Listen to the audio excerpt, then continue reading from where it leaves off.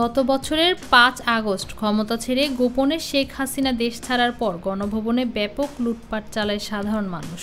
এদিন জাতীয় সংসদ ভবনও দখলে নেয় আন্দোলনকারীরা। বেলা ৩:৩০টার দিকে সংসদ ভবনে ঢুকে পড়ে হাজার হাজার মানুষ।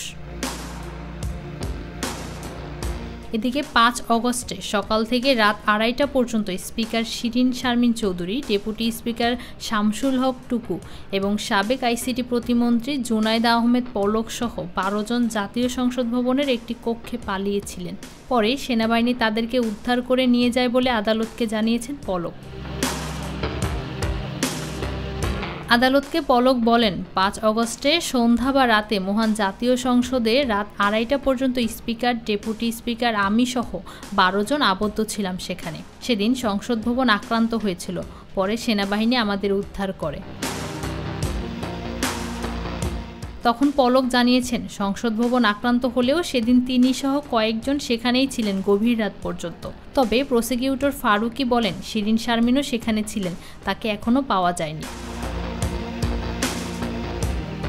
সরকার পতনের পরদিন ৬ অগস্ট পলককে ঢাকার শাহজালাল আন্তর্জাতিক বিমানবন্দরে আটকে দেওয়ার খবর আসে। তখন বিমানবন্দরের কর্মকর্তারা বলেছিলেন, পলককে একটি বাহিনীর কাছে হস্তান্তর করা হয়। এরপর তাকে বিভিন্ন সময় হত্যা চেষ্টা মামলায় রিমান্ডে নিয়ে জিজ্ঞাসাবাদ করা হয়েছে।